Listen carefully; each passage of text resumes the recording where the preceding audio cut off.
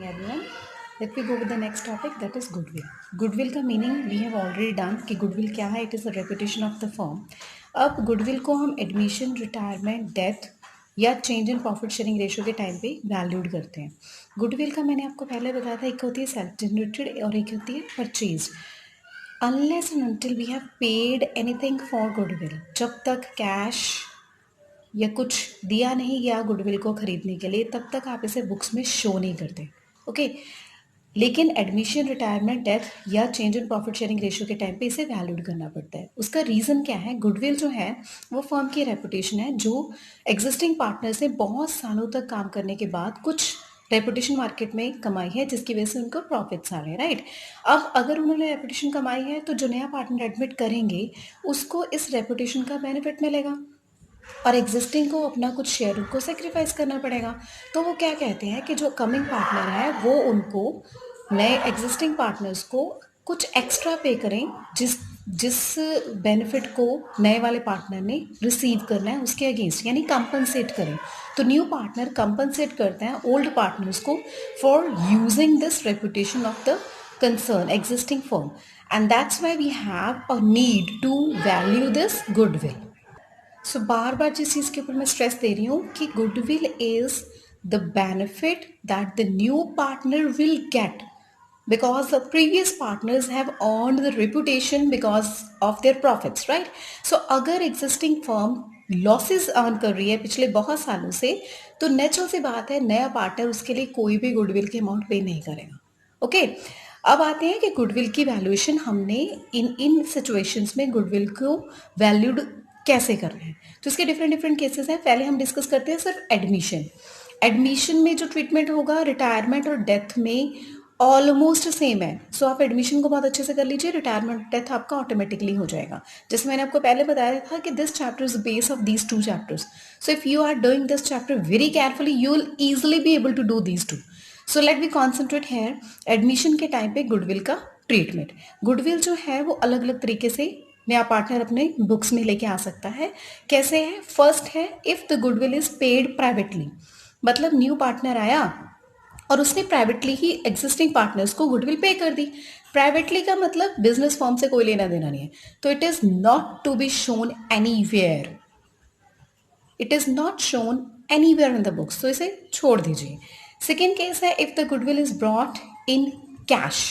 Cash का मतलब है जो नया पार्टनर है उसने कैपिटल के साथ में कुछ एक्स्ट्रा कैश पे किया है फॉर गुडविल. राइट. तो उसमें क्या करेंगे? फर्स्ट थिंग बिल्कुल सिंपल सी है. गुडविल बुक्स में क्या आया है, बिजनेस में क्या आया है? कैश आया है. Cash account debit, it's coming in. और who is giving? The new partner. Right. So cash account debit to new partner लिखना है, लेकिन इसके लिए हम टर्म यूज करते हैं to premium for goodwill account. और अगर वो कैपिटल भी लाया है तो इसी के साथ में आ जाएगा टू कैपिटल अकाउंट. राइट. वो जितनी अमाउंट गुडविल की लाया है वो आप यहाँ पर पोस्ट करेंगे, जितनी कैपिटल की लाया है वो यहाँ पोस्ट करेंगे. Total amount that he has brought will be debited in the books.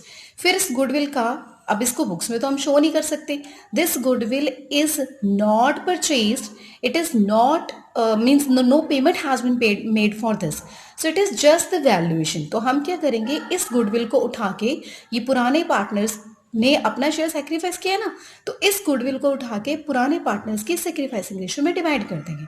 So the second entry will be premium for goodwill account debit to old partners capital account in sacrificing ratio. Simple. अगर goodwill cash में brought की जाएगी तो these two entries will post. Okay. और अगर मान लीजिए वो गुडविल, जो थर्ड केस आता है, the goodwill is brought in kind. Kind का मतलब कैश नहीं दिया जी, उसके बदले में सब assets have been given. So what will be do? Simple. Again cash की जगह एसेट्स आई हैं. So what will you do? We will debit the assets. Related assets आपको क्वेश्चन में गिवन होगी. जो भी वो लाया है उन एसेट्स को डेबिट कीजिए to premium for goodwill. Only the first entry will change. Second will remain same. This premium for goodwill account debit to old partner in sacrificing ratio as it is. No much difference is there. Okay. And the last case is when the goodwill is partly brought in cash and partly brought in kind. कुछ cash में लाया है, कुछ kind में लाया है. तो simple जो कैश में लाया है उसके लिए इन दोनों एंट्रीज को कंबाइन कर देंगे. कैश में लाया तो कैश डेबिट, काइंड में लाया तो other assets debit to premium for goodwill. Second entry same. जो कंफ्यूजन क्रिएट करने वाला केस आता है वो ये है कि if the partner does not bring the goodwill in cash, if the partner doesn't bring, लेके ही नहीं आया, वो कह रहा है भाई मैं कैश में नहीं दूंगा, ना मैं काइंड दूंगा, ना एसेट्स दूंगा, ना मैं कैश में दूंगा. अब गुडविल का शेयर तो उसे पे करना ही पड़ेगा.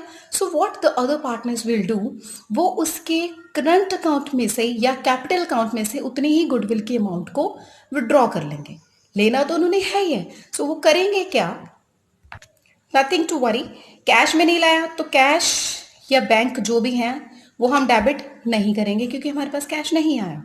राइट. हमने वो प्रीमियम फॉर गुडविल वाली एंट्री नहीं डाल सकते क्योंकि मेरे पास कैश आया ही नहीं है. मैं क्या करूंगी, ये जो यहाँ पर हमने premium for goodwill to old partner sacrificing ratio किया था ना, इसको थोड़ा सा मोल्ड कर देंगे. हम उसके करंट अकाउंट में से उठाएंगे, यानी न्यू पार्टनर्स करंट और capital, any account you will debit to old partner sacrificing ratio. ये तो सेम है हर केस में, ओल्ड पार्टनर सेक्रीफाइसिंग रेशियो ही जाना है.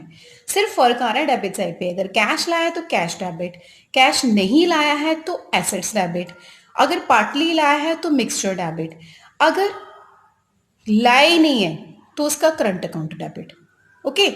अब यहाँ पर मैंने आपको कहा करंट और कैपिटल कुछ भी डाल सकते हैं. इसके रीजंस होते हैं कि कहाँ कैपिटल डालना है, कहाँ करंट डालना है.